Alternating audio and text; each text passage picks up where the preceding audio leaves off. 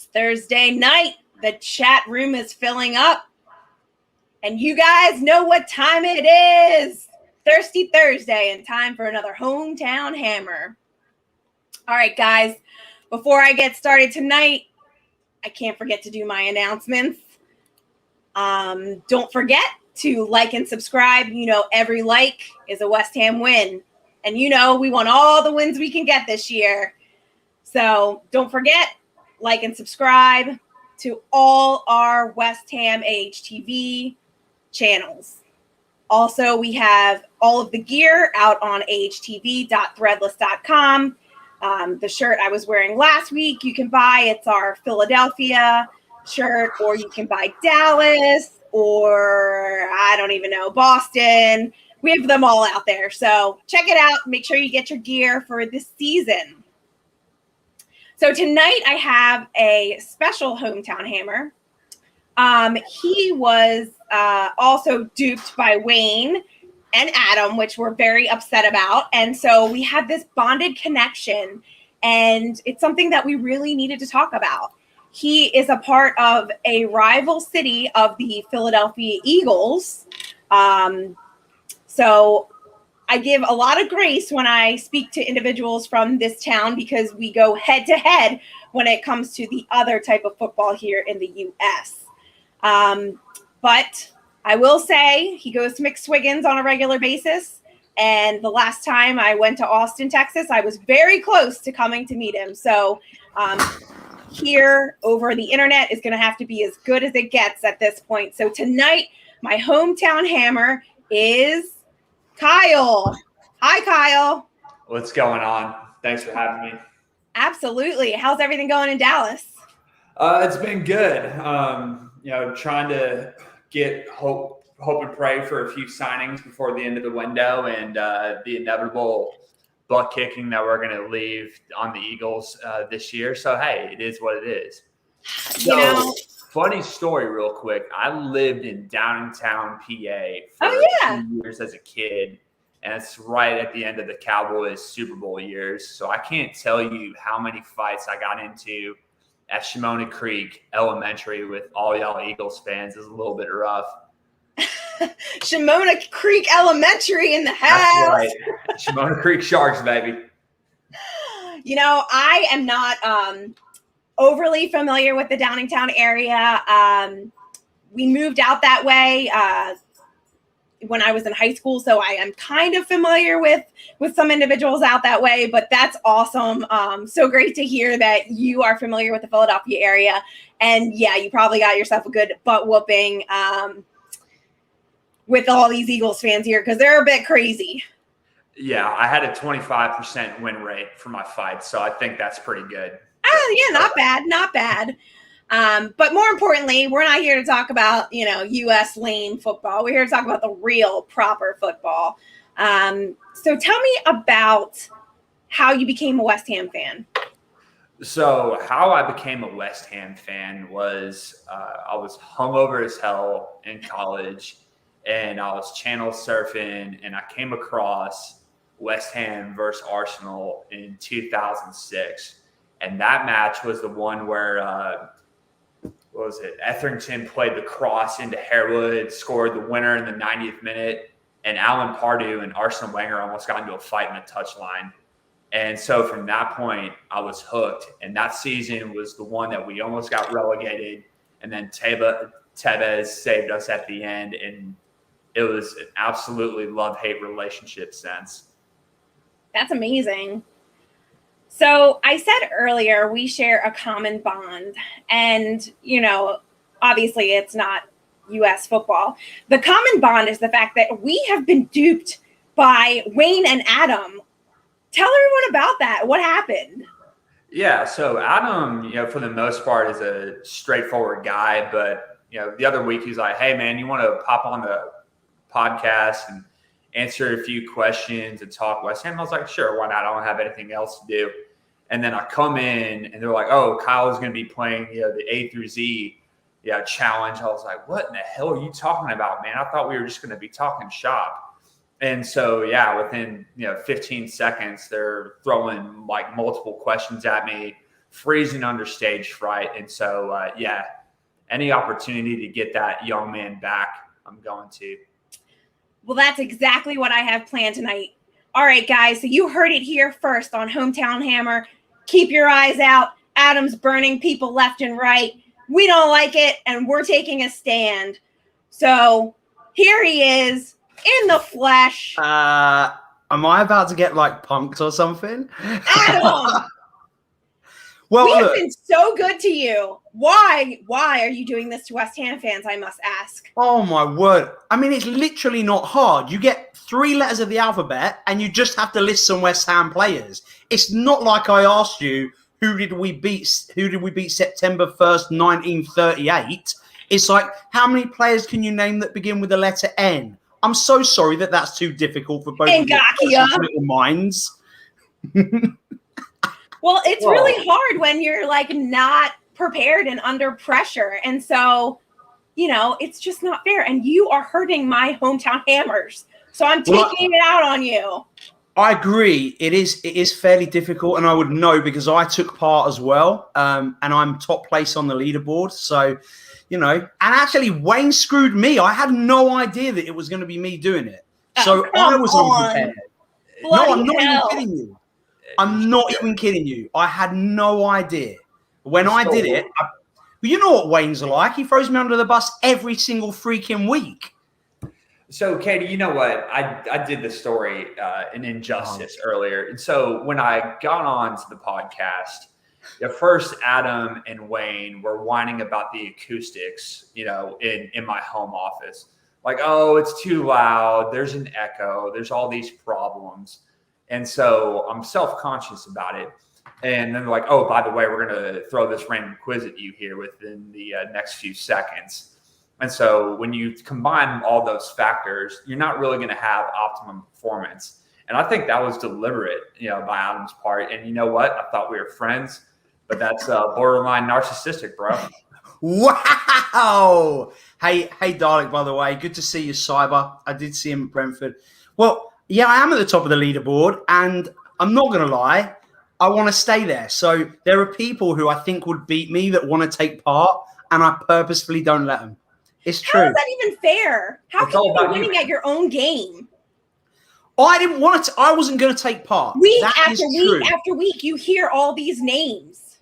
You want to throw me we'd only done it like twice. You want to throw me under the bus and do a quiz with me now? Go for it. I'm down. I don't know. That's a lot of work. I've got a good question for you. What terrible team did West Ham just beat 4-2 at the weekend, winning me a bet with someone else who's in the room right now, who's just about to leave? No. Oh, man, that's messed up. The Jailbirds. My friend Alex Bruce is a big Newcastle fan. He is sitting here watching it, and now he's shaking his head. Well, I wish I would have known that because I had 3 Newcastle fans to come on to do a head-to-head last week, and they all canceled. I had San Diego, Portland, and somewhere else in the Midwest. So I was going to have Hometown Hammer head-to-head. And so if you have any other fans, if anyone has fans from other teams that they want to go head-to-head with, reach out to me because we're definitely going to start that up. I'll go head-to-head with someone. All right. Go head-to-head. In fact, I'll go to head-to-head right here, right now, if you wanted to. With Kyle. With Kyle. Nah, I can't do that to Kyle. No. Let's go. Kyle and I are really besties now. That's right. Kyle is a legend. I mean, I will say, during the pandemic, obviously it was a bit of a rough time. People didn't know what they were doing. And so it really was like Kyle, myself, and Indy. The 3 of us were pretty much every single game in the pub. Well, unless Kyle had a wedding shower to attend anyway. That's one of his hobbies. But apart from that, every game we were there. So, I mean, we've become like the 3 amigos. Well, actually, I say 3 amigos. The Newcastle game, he decided to go to another pub as well. So, wow, man, we're just airing all of our dirty laundry on the podcast. That's tight, man. Really? But let's get serious. I mean, Adam, what's going on with your hair? I know. Look, I'm bald as look. No, I wasn't talking about the baldness. I was talking about The bangs in the front, like the page boy cut.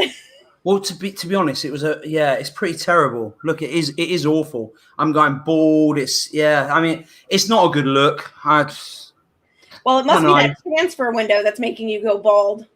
Probably. I mean, life is stressful. But yeah, that and doing a podcast with Wayne is enough to make anyone go bald. Truth.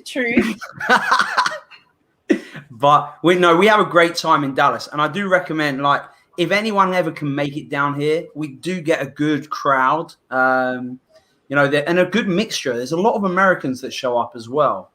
Wow, Charlie boy is like, just shave it. It's over. It's not over. It's not over. Yeah, you got plenty of time. I can't believe how close we were. Rogaine will help that out. I'm on it. Maybe, man, you know what? Instead of drinking all those vodka Red Bulls that you do, why don't you mix it up a little bit? Drink a few waters, get some exercise, a little bit of healthy living. Yeah, maybe you should stop going to Vegas. Every morning I'm in the gym. Oh, yeah? I've been crushing it. In fact, my arms are really sore today. Like, really sore. 25 pounders will kill you, man. No, 15 pounds. I wish I was lying. So agrees. Everybody's going bald due to the transfer window.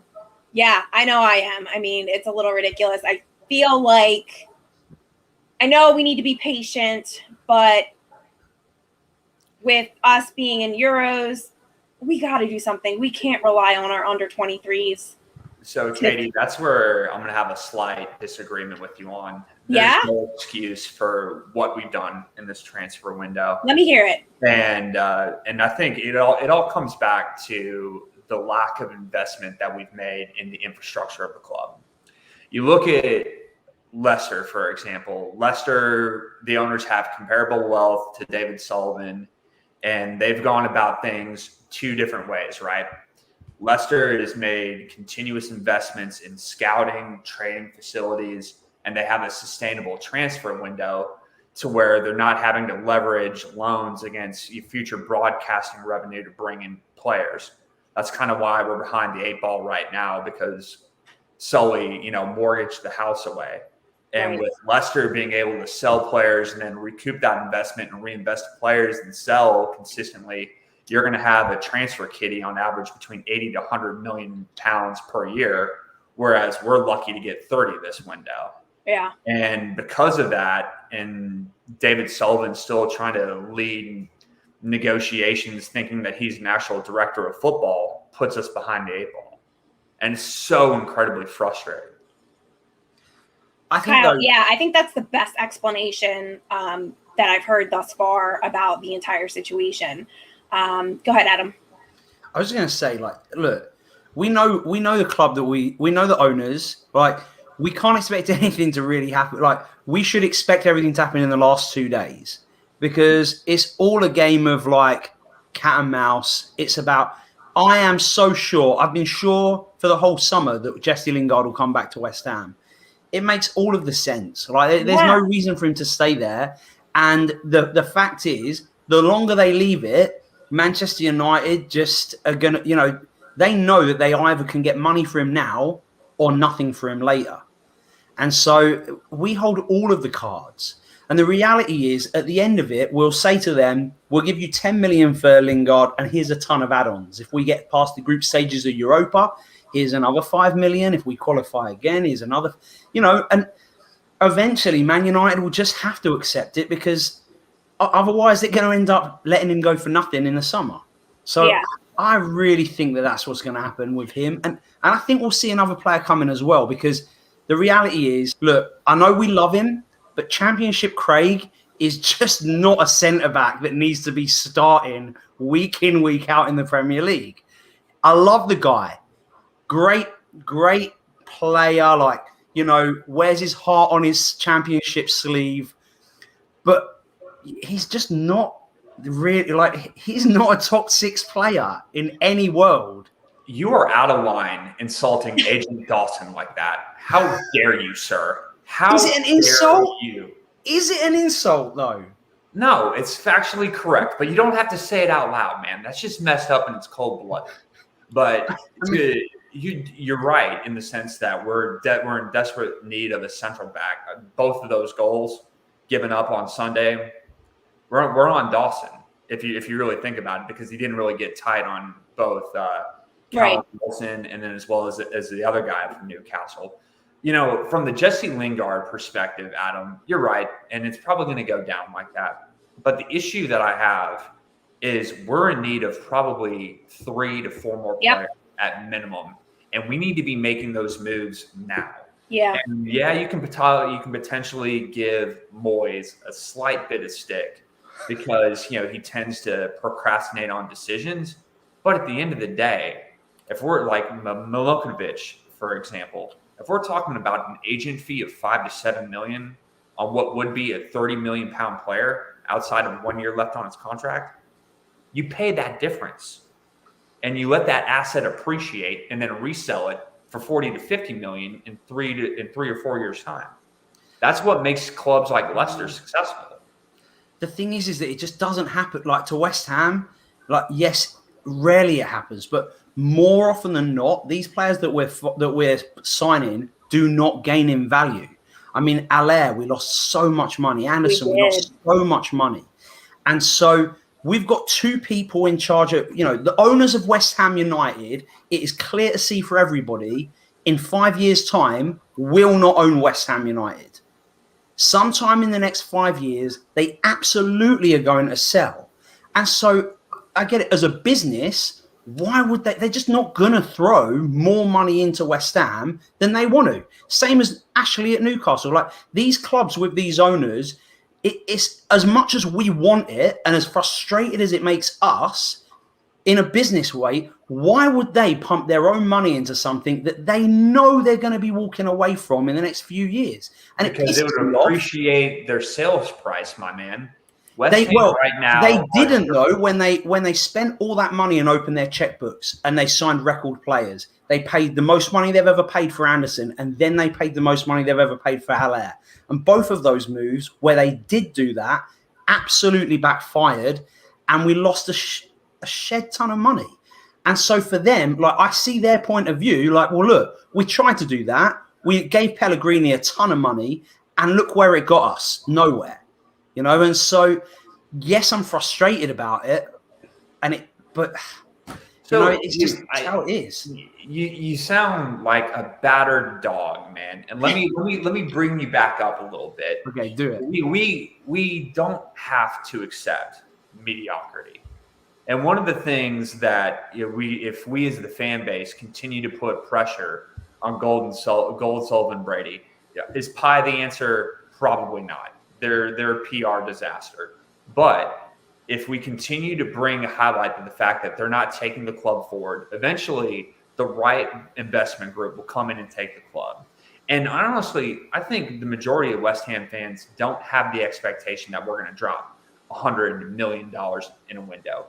I would be okay with a net spend of 30 to 50 million per year.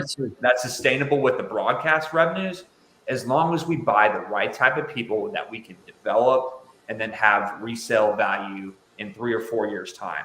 The Felipe Andersons and the Sebastian Allairs of the world, we bought at the peak of their buying cycle because we're trying to fit square pegs in a round hole.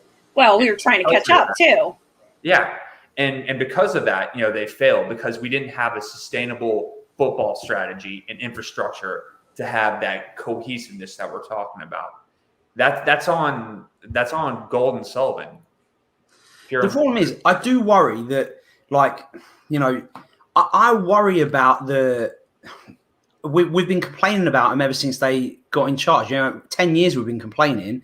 And here's what worries me the most. At that Brentford game that I was at, for the first 20 minutes of that game, it was so much fun. The atmosphere was amazing. We were singing 20 minutes straight. Then the GSB out flag came out. The security tried to take it away. The GSB out chant started. And all of a sudden, the chant stopped. All of a sudden, it became toxic. And I worry that because we are also focused on how frustrated those shitty owners run our club, that it will have negative effect on the outcome and the players on the field, because we're so busy being mad at them, at the owners, that we're not giving the support to the guys on the field. Now, I don't know. I think that they're pretty well aware of that. maybe. I mean, I don't know. Like I said, all I can tell you is at Brentford, it was obvious. Yeah. And I don't think people, like, at the time, people weren't like, oh, look at what's happened. But what I'm saying is that before the GSB out stuff started, it was 25 minutes of song. Maybe we were all knackered. Maybe that's what happened. We sung ourselves out like boxers that go out flying in the first and second round and punch themselves out. But I don't know. Kyle's a good guy. Yeah, I agree with Charlie Boy. Hey, not a Cowboys fan, but like I said, Kyle is definitely my new bestie. Yeah, mediocre at best. But, dude, I get what you're saying. And I think for the most part, the fan base is going to continue to support the team, right? I hope so. But I think if GSB wants to alleviate that problem or, mitigate that risk of turning the environment toxic, get players in. And don't do it on August 31st. Make a signing within the next week or so. So then that way, after Leicester, this signing can start getting assimilated to the team. And when we're ready to kick off Europa, it's a well-oiled machine. And if we can make those 3 or 4 signings, I think the fans, for the most part, will get off their back. I agree with you. Yeah. And I hope. Dude, you got to do something with that hair, man. Just slide it over to the side. I'll do something, you bastard. I'll be right back. Oh, good. Finally, somebody giving him the heat. I have to give him fashion advice all the time. Otherwise, he'll just show up either in a West Ham kit or rocking a 311 shirt. And it's like, dude, man, for a West Ham match, that's fine. But if you're going to go to a boxing fight, we went and saw Canelo versus Billy Saunders. And this dude, his outfit was all over. Golly, bro. You got to step your game up. Sorry, what? I'm talking about your fashion acumen. Everybody loves Kyle. This is my dude perfect gaming hat. So just see. Dude perfect gaming. They don't. It's failed now, so that's why I got free merch. But look, my fashion sense is awful. I mean, I know it. My hair is bad. It is. Unfortunately, it's true. I would love to argue with you. I would say I'd love to fight you, but Kyle, you can't see it here, but Kyle is like if you go to the pub and you saw everyone and you had to point out one person who you wouldn't want to mess with, Kyle's that person. I mean, only if you don't know him. If you know him. That's because he lived in Philly for a little bit, so he got a little bit of that heat. Wow. Had to survive, man. See? Y'all are ruthless. Exactly. By the way, Adam, Wally says that if you come to Philadelphia and drink Hammer shots, it will help your hair regrow. How? I mean, is there anything to do in Philadelphia? Like, why would anyone go there? I'm asking a question. What is there to do there? Oh, Adam, there's like everything. Everything you can ever Great answer, Katie. Oh, I love doing everything. Everything. Give me an example. Dude, go check out the old city, man. Yeah, I mean, Delaware River. It's so historic. There's like historic? Bitch, I came from London. You can't tell me Philadelphia's historic. Oh my gosh. Okay, well, Stowe's is really great. Kyle, Stowe's is where we go in Philly to watch the games. Cheesesteaks are great. Yeah, they got cheesesteaks. We have tons of casinos. Oh, really? Oh, you're speaking my language. Yeah, exactly. You can go to Atlantic City too. That's not too far. But hang on, that's in New Jersey, right? Yeah, but it's not far. Oh, do you know the only reason I would really go to Philly is to come and watch a game with you. That is the main reason I would go. And Wally, like you guys. Yeah, right. That is the main thing that would get me to Philadelphia. There's really no other, there's no real draw apart from you lot. And we actually started watching our games at Old City Beer Garden, which is owned by Stowe's. So you'll be right there, right in the thick of everything. Owned by what? Stowe's. What's that? The bar that we go to in Philly. It's our owned bar. by. What's it owned by? It's owned by the same person that owns Stowe's. What's Stowe's? I don't even know what Stowe's is. Stowe's is the bar we go to watch our games in Philly. Oh, sorry. I'm obviously not with the program here. So obviously you've never watched Hometown Hammer before. I mean, really. That's where we do the hammer shot. I don't watch YouTube. You know this already, Katie. Well, maybe you should. Maybe I should. Maybe it'll help you not die. Calm down. Put baby in the corner. He's acting up too much. Nobody, exactly. Kyle. Nobody puts baby in the corner. I've put you in the corner at least 3 or 4 times already, dude. Just relax. See? Adam thinks he runs a show. Oh no, I was gonna that was the moment. That was the moment to just that was the moment? I deserve to be kicked out, Katie. You do. Well, Adam, I appreciate I don't deserve to be in your presence. You two are amazing. I love you both. Kick me out. Yeah, because we deserve to be at the top of the A to Z. So, well, I mean, maybe you need to get your West Ham knowledge a little bit more on point. Whatever. Bye, Adam. Goodbye. See you, Ricky Flatbill. Exactly. All right. Well, now let's get down to real business because, Adam, he doesn't know what he's talking about. I think you're absolutely correct on everything about this transfer window. Be a great birthday present for me to have some great signings. Also, I got to make a little bit of an announcement before we dive in deeper into all the questions I want to ask Kyle. I just wanted to show everyone how cool my new little, I don't even know what you want to call it, banner thing for all the shows. Look at me there. I got my own little West Ham Bitmoji by my nice graphic designer. He's a big Lingard fan, Jesse Lingard, because he actually started following West Ham when Jesse Lingard came over on loan. So if he does come to West Ham officially, I think I do owe him a jersey there. So fingers crossed, we'll see what happens. But now let's get into the real deal, Kyle. So what I see the kit that you're wearing. What year was that kit?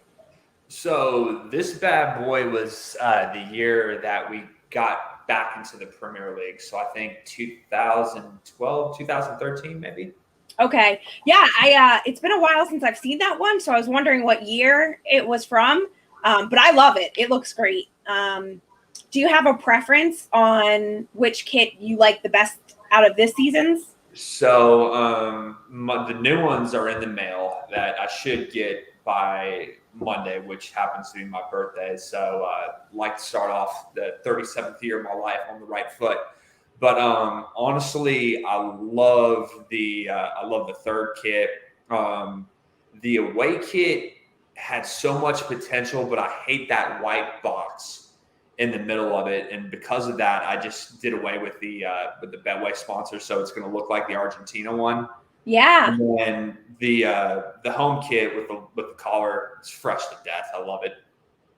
So did you get all 3? Yeah. Wow, happy birthday to you. Yeah, it's just one of those that it's I love to keep up with the kits, and I figured like I've accumulated a bunch over the past 15 years of being a fan, and so maybe one of them becomes vintage and they become worth something. I don't know. But the kit that you're wearing is actually one of my all-time favorites. Yeah, I love this one. The away kit was absolutely awesome. But every time I would wear it, I swear to God we would lose. So like I couldn't wear it that season. It was so frustrating. Yeah, I think we tended to lose a lot when I wore this 2 years ago. So I finally broke down and bought last year's first kit. And I have a couple others I have a black and I have another navy blue, but I am definitely eyeballing our second kit this year. I agree with you. The logo in the front is not the best, but At least for men, you can get it without the logo. For the women's jerseys, they don't make that option available. So I'm on the fence about it because my birthday is just a couple days after yours. So I was thinking about treating myself too, and you might be pushing me in that direction. So happy early birthday to you, and hopefully we get a transfer between now and then.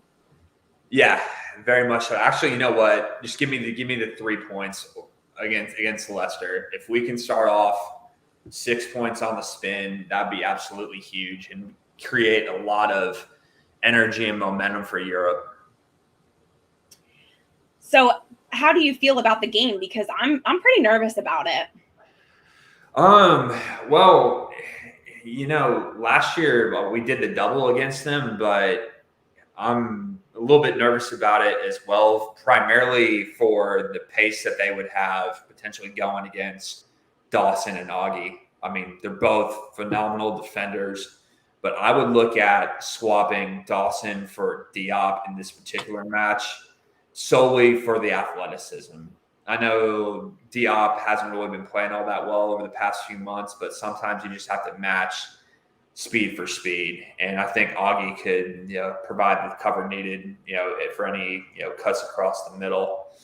But aside from that, moving the ball forward, we look really, really good. My boy Saeed Benihana is just slicing and dicing, and now that he's actually has the ability to demonstrate what he's capable of, he's really started off the season on a great note. So I'm super happy for him. Yeah, I'm definitely excited. I'm super happy you called him Saeed because I love his first name. I think the world of him. The fact that he gave up his paycheck to his prior club workers, I thought that was just so honorable, and he's been working so hard. And to see him finally get out there and prove himself is just amazing. I disagreed this morning. I was on another show, Jake's show, for those of you in the chat room. I'm not the biggest Diop fan. I think that, he lacks a certain step at times. I know Dawson obviously is slower overall. At least Diop can pick up the pace, but there are just times where he's caught a step or two behind, and they're continuously scoring on his side. That worries me. I do think that Areola will be in goal. I see Wally is predicting that. Definitely think he will be in there. We could not have Fabianski in goal the first game. I mean, he did so well last season. We owed it to him to at least have that first official start. But yeah, I'm hoping we can keep everyone healthy and play a game. I think it's going to be tough. Do you have any score prediction? So I'm going to go with 2-2. I think it's going to be a free-flowing game, end-to-end stuff. I want to say that we're going to win, but I'm just worried about Vardy and their counterattack. So I think 2-2 would probably be a fair result. Yeah, my prediction was 1-1. So kind of along those same lines. You might be right. Probably get another goal there. So that's a really good prediction. But yeah, I think it's going to be a really tough game. I'm really nervous. So we'll have to see what happens. James, you make a great point. Diop is younger. I know that Kyle would definitely put in Diop because of his pace. And yeah, I could be convinced, guys. I can be convinced, but I don't know. I think Moyes will hopefully do a good job of getting our best foot out there, because I think winning early in this season is crucial for us, because I think the longer we get into the season, I think we're going to struggle. I think that, we're going to be tired. Hopefully Antonio, the specialist they hired to take care of his hamstring, hopefully that's going to be well done, and we're going to lose him to 7 games with international play. So what do you think about that, Kyle? That's wishful thinking. It's kind of like expecting to have a Mercedes-Benz from Santa Claus on Christmas morning. It's just not going to happen. let's be real. Antonio is one of my favorite players, but the hamstring pop is going to be inevitable. So we just have to hope that it's something that they can manage to where it's not a 4 to 6 week injury. Instead, it's probably 2 to 3. The fact that it's now confirmed that he's going to be participating in Jamaican qualifiers. I'm happy for him from a career perspective. It's a great achievement, but that's why it's absolutely imperative that we have to get a second striker. And in all actuality, we probably need 2, like one as a permanent, because Antonio's starting to get up there in the tooth.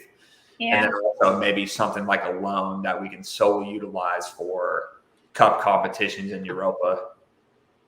I don't think I looked it up last week. Is Antonio 33, 32? I think he's 31. Oh, 31. Okay.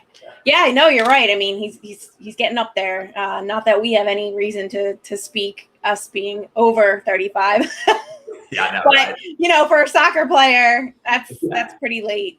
Yeah, that Antonio dude is old as dirt, 31 years old.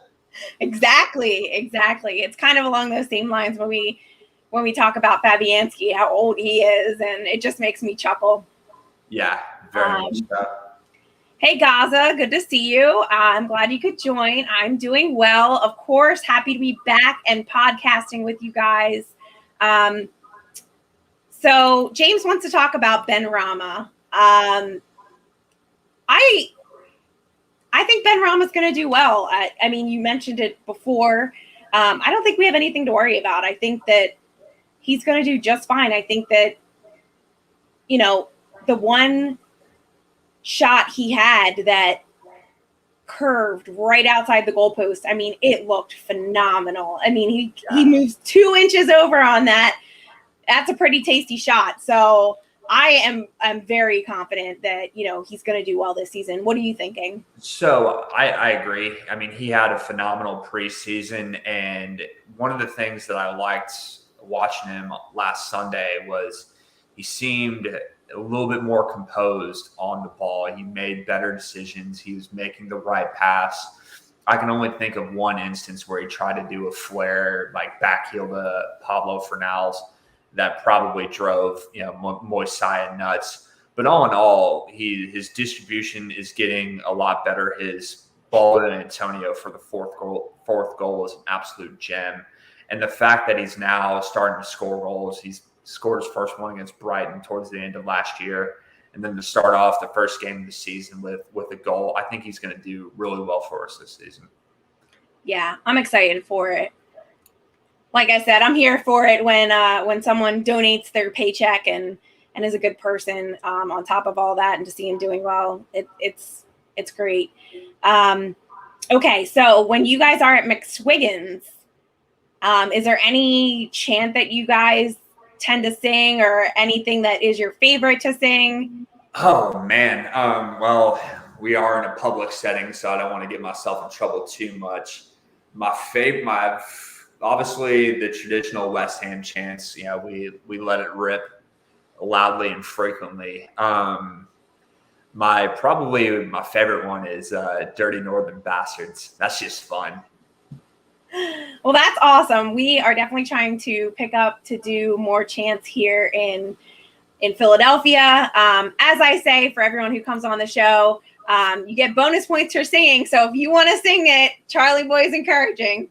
Charlie Boy, man, next time I'm up in Philly, we'll let it rip. But my wife is downstairs and it's school night. I'm not trying to get in the doghouse as soon as this is finished, so I'm going to sit tight for this one. Yeah, exactly. You're probably already in the doghouse for doing a podcast this late in the evening. Given the time to just go and watch the games is enough for the spouses. Now you're doing podcasting. Yeah, let's not get you in the doghouse for that. I agree. Adam is in the chat, that sneaky little fool. He's saying, sing it. No, Adam, you sing it. You owe me, okay? You can log back in and sing it. You can comb your hair and try out for American Idol and step your game up a little bit. Oh man, Charlie Boy did want to let you know he's not in Philly. He's actually in New York. He's one of our New York Hammers. Man, I'm sorry. Big Giants fan. Exactly. That's what I said. Adam wants you to sing it loud and proud. He says #fake fan. Come on. We all know who the real fake fan is here. So funny story about Adam is we were able to drag him out of bed actually for West Ham versus Leicester last year. It was a Sunday morning. I think it was like 6 o'clock in the morning kickoff. One of those crack of dawn games.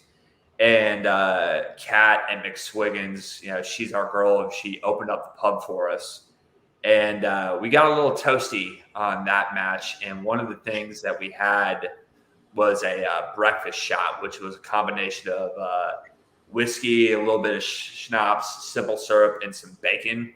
And it was absolutely delicious. And Adam, for the most part, after a shot, sat in the corner and cried like a little girl. But you know what? Hey, to each their own, right? So it wouldn't be a Thirsty Thursday without knowing this recipe. So it's whiskey, schnapps, bacon, and what else? Simple syrup, and then and a chaser or orange juice, and it's absolutely delicious. All right, well, Wally, I'm putting it down so we can add it to our repertoire when it comes to games down at Stowe's. When there is a goal scored, obviously for West Ham, we do hammer shots, which is vodka, grenadine, and razzmatazz. So those are yeah, Wally. The breakfast shot sounds pretty amazing. I would love bacon, although I don't think Stowe will be making us bacon early in the morning. But it's worth a try. We'll see what happens. So have you been over to any of the games, Kyle? Have you been to London Stadium or Boleyn? So I've been to both. The first one was in 2014. I went, it was right after my 30th birthday, and I went to see West Ham versus Aston Villa. Sat in the upper tier of the Bobby Moore stand. The atmosphere and going to the Boleyn pub pre-match was absolutely amazing. Like, it reminded me of spring break. You're literally like packed in, standing on couches, and people like couldn't believe my accent when I was talking to them. This one poor girl asked me if I rode a horse to work, which was pretty hilarious. But the game ended in a 0-0, which was terribly disappointing. But the second time that I went over there was in 2019 for my bachelor party, and we went and saw West Ham versus Fulham, and we won 3-1. I called the score. We made a little bit of money on it, and we sat in the London club seat section, or hospitality as they call it over there, and they freaking party. Both pregame at the Carpenters, and then also during halftime. One of the season ticket holders like, "Mate, come with me," and literally you hand them like 6 or 7 Heinekens, and everyone just like chugs them all at once. It was absolutely bananas. And then so after the match, as we're trying to figure out how we're going to get back to the place that we rented on Airbnb, I met Carlton Cole. And I was absolutely so pumped. Like, he's such a nice dude. Like, took pictures, like the whole bit. And I was like, the man, the myth, the legend that is, always believe in Carlton Cole. Yeah, he is a really nice guy from what I've heard from everyone. And one of the people that do guest birthday messages and that kind of thing. So if anyone ever wants to send a birthday message, he's on there for, I guess it's under stars or individuals that you can get to do that. So any West Ham fans you want to send a birthday present to, that's a good one too. That's pretty awesome. I am going to need to have a bachelorette party really soon so I can go over and watch a game. But I'm sure it's, it's not the same as being at Boleyn. I wish I would have gotten to a game at Boleyn. I did go to London Stadium for a game, but anytime to go back over and party with everyone, I'm sure I'd take well advantage of that opportunity. I think London Stadium, if they can configure it right, the potential is there. But it's just, unfortunately, we did a half-ass, renovation job to where we just, we made it work and made it work as cheaply as they could. And sometimes, like, when you're coming across from an ownership to your customer base and or the fans itself, is you have to level set expectations. And when you have Karen Brady saying that they're going to build a world-class stadium and with a world-class team, and they've delivered essentially nothing upon those expectations, it creates a bad atmosphere. And I know that the Pi Capital Group has had an absolutely terrible PR experience since they launched their proposed bid, and justifiably so. Whomever's advising on that needs to get canned. But one of the things that I thought was smart was their whole idea in terms of renovating, London Stadium, and then also bringing in additional revenues through concert events and so on and so forth, and partnering with a company called AEG. And AEG, for those of us in the States, they're a pretty successful entertainment group. They own a bunch of stadiums in LA, and if we can rake in 150 to 160 million pounds a year in profit, and then let's say 50 to 60% of those revenues go back to the club in the form of infrastructure investments and or transfer budget, then it's like, okay, then we can actually start competing, Yeah, no, I mean, I don't talk about it a lot, but yeah, I absolutely agree. I think it would give us, big opportunities to be competitive against, Man City, Chelsea, Man U. But, I don't know if they're going to actually want to do it. Of course, all of us would love it. So we don't have to deal with them. Brady, Sullivan, and Karen. Gold, Sullivan, and Brady. Yeah, I don't know. It'll be interesting to see what happens over time. I guess we just gotta, fingers crossed, hold out that something better is coming for us. And I agree. It's something to where it's the foundation of the team. It's there. I mean, we have Deck.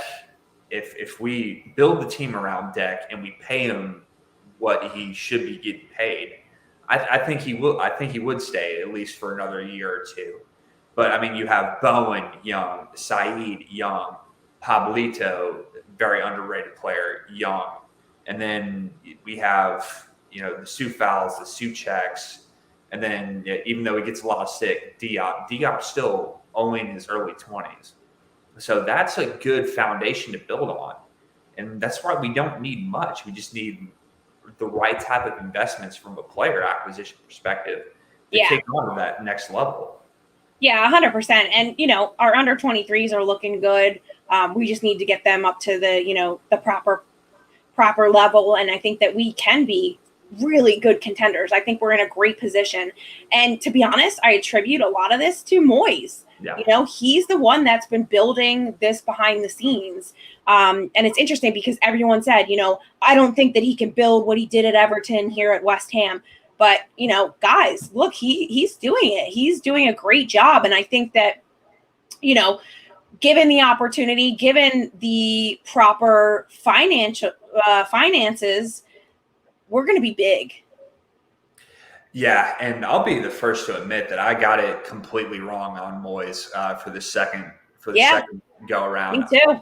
I was so skeptical. Spiteful on social media. I thought it was a huge step backwards, and he made me eat a huge serving and a humble pie. And I'm not to do that because he's gotten it absolutely right in respect to player development, man management, to stave off relegation, and then also to achieve what we did last season is absolutely incredible. So if we support them the right way, we can kick on. Are we going to be competing in Champions League year after year? Probably not, but Europa League consistently, why not? we should be able to do that. I hope so. I'm a little nervous about that, to be honest. But even to be a top contender in the Prem, being up in the 4 or 5s consistently from here on out still makes me happy. Of course, I want to win it. We've waited long enough. It's been quite some time, but yeah, I think we're in a very interesting position, and we're in the position to be huge. And this is history in the making right here. If we do it from here on out, we'll be flying high. These moments now are what's going to make or break us, is basically what I'm trying to get through. Truly. And that's, unfortunately, we need to have everybody rowing in the same direction. You have players talking about potential. You have managers talking about potential and taking things to the next level. And the disconnect is with the board. It's with the board. They just want to bare minimum investment required until they sell up. 100%. It's unfortunate because it's small time thinking and small club mentality, and West Ham's just not that anymore. I mean, let's see. Gaza just said that we literally have a 62,000 capacity stadium. That brings awareness across not only the television, but just in match day revenue as well. You don't have to necessarily spend yourself beyond your means, but elevate the brand. And unfortunately, with David Sullivan, his small time thinking, matches his pint-sized frame. So it is what it is.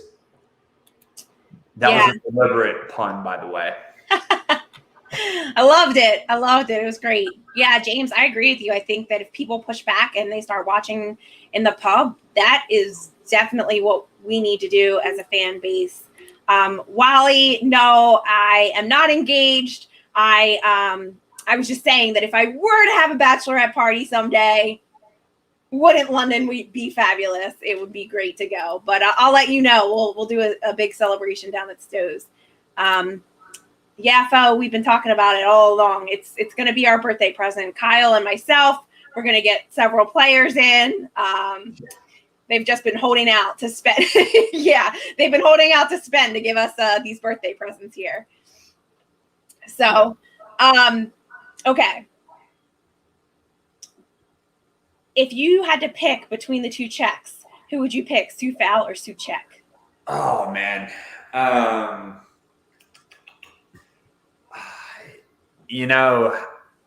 My heart says, the potato salad extraordinaire, but Soufal is just a maniac.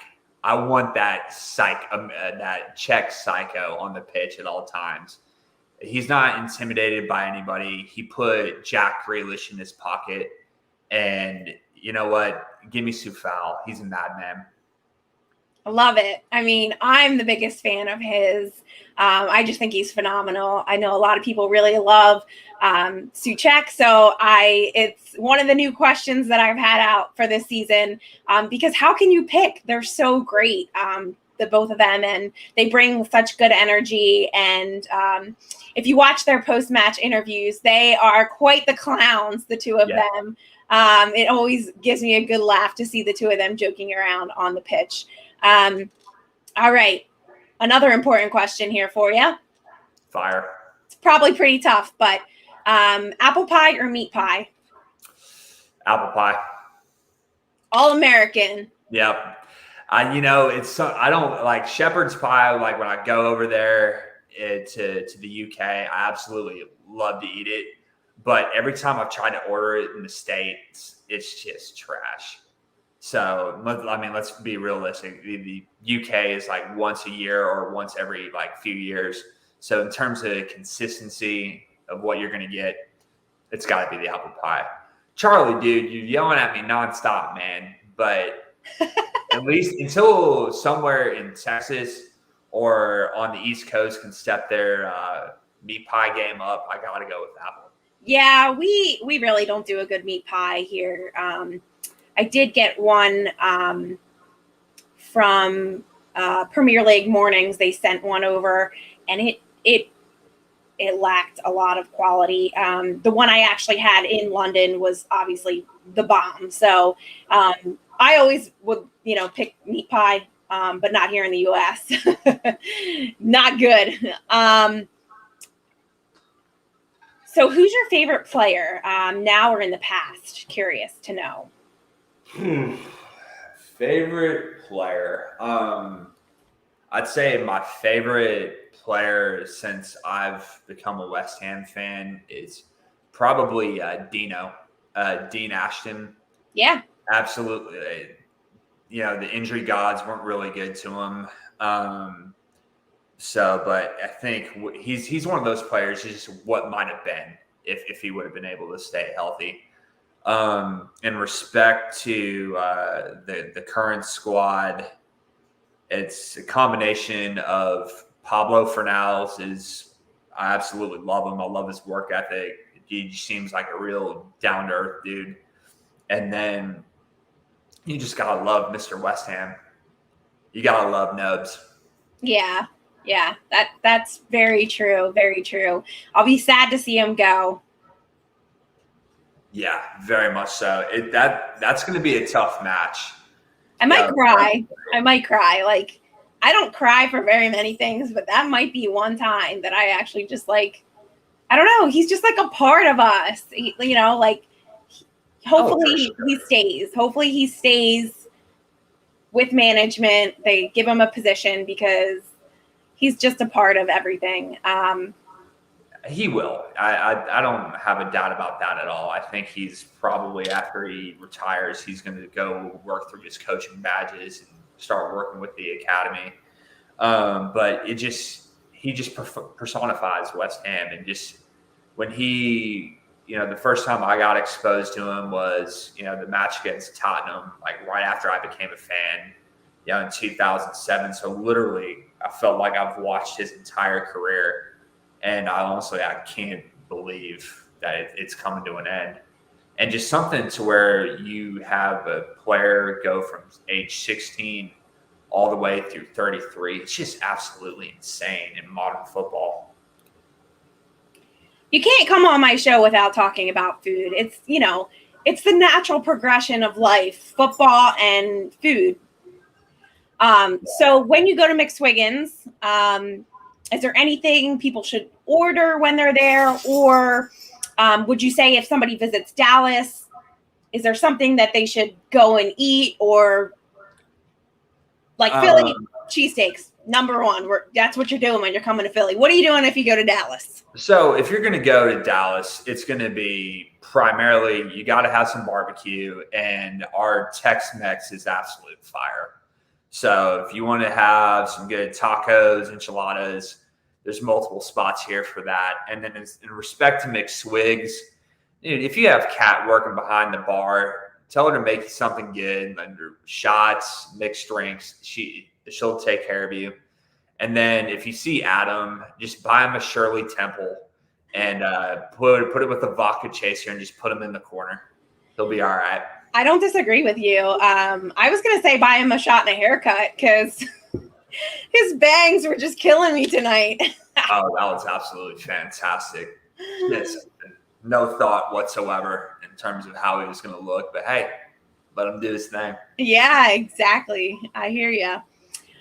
All right. So here's to hoping that the next week will bring us good things. I have a good feeling about it. It's your birthday. It'll be my birthday. And things have got to change. And it's going to be good. Wally's laughing at the fact that you want to give Adam a Shirley Temple. We love it. So I just wanted to say thank you so much, Kyle, again, for joining me tonight. It's been a lot of fun. I have a newfound friend in Texas, which I'm very excited about. And we will be sure to connect with you when we come out to watch a game.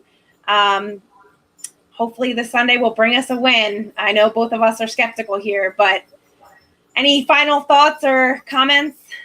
No, thank you so much for having me. It's been an absolute blast. I'm sorry that my light went out in midstream here, but the comments are absolutely hilarious. They're cracking me up. Foshizi, yeah, dude, we definitely need to get that young man a makeover. his fashion game's a little rough. And big fan of this podcast and love to come back. Cheers, everybody. Awesome. Yeah, Wally, Katie, and Kyle. I mean, that sounds like the best podcast show ever. So we might have to put that in the making if Kyle is up for a challenge. Let's do it. All right, guys. Well, thank you so much. We'll be talking next week. Of course, Thursday, my birthday. So we'll be doing a birthday show. And on Monday, you'll have post-match with Chris and Tommy.